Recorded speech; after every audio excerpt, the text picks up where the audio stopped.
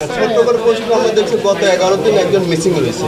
এই ব্যাপারে আপনাদের কোনো পদক্ষেপ আছে এখানে? পাশাপাশি আমরা দেখছি রেজিস্ট্রি অফিসে আপনারা প্রাথমিকভাবে আসছিলেন, কিন্তু এটা আসলে কোনো কার্যকর নেই। এই ব্যাপারে আপনাদের কি বলবেন?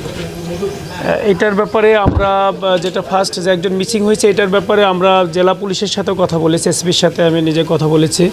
ওনারা বিভিন্ন এজেন্সি কাজ করছেন, ওনারা পুরো ক্লু পাচ্ছেন না, এই জাতীয় বক্তব্য আছেন। বিভিন্ন রকমের সাসপেক্ট নিয়ে ওরা কাজ করতেছেন।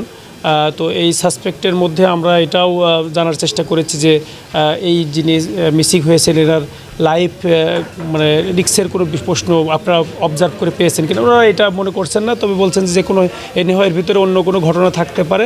তাদের বিভিন্ন সন্দেহের কথা প্রকাশ করে, সেটা পরে জানা যাবে।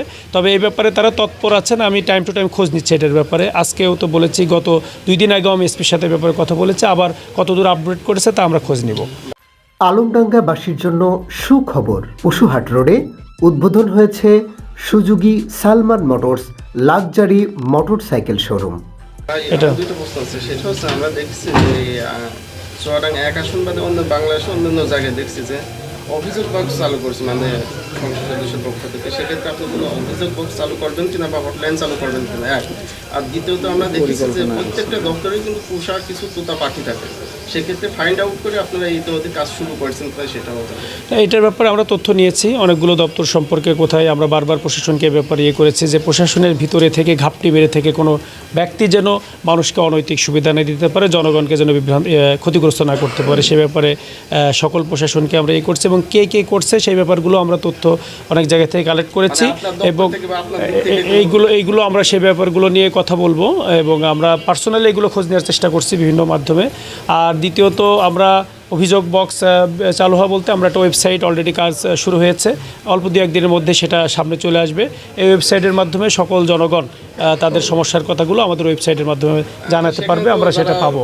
আর যারা তারা এর বাইরে সাধারণ যে ব্যক্তি যারা আছেন, এইগুলো আমরা মূল শহরগুলোতে চেষ্টা করব যে এরকম অভিযোগ বক্স হিসেবে রাখার, যাতে এখানে লোকজন তার সমস্যার কথাগুলো বলতে পারে, এবং সেটা দিন শেষে বা একদিন পরে আমরা সেইগুলো বের করে একটা আমাদের টিম থাকবে, সেগুলো খোঁজ নিয়ে আমরা অভিযোগগুলো যাচাই বাছাই করে সেগুলো মানে সমাধান করার জন্য চেষ্টা করবেন। আলমডাঙ্গাবাসীর জন্য সুখবর, পশুহাট রোডে উদ্বোধন হয়েছে Suzuki Salman motors luxury motorcycle showroom.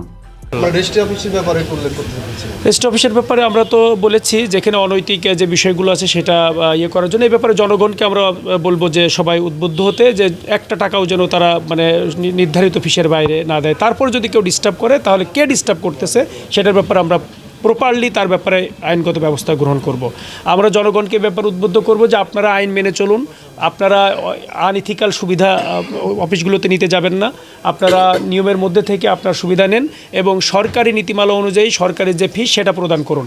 এর বাইরে যদি কেউ কোনো টাকা নিয়ে আপনাকে ভোগান্তি দেয়, তাহলে তার নাম সহ আমাদেরকে জানান, কে এটা করেছে সেটা জানান, আমরা তার ব্যাপারে আইনানুগ ব্যবস্থা গ্রহণ করব।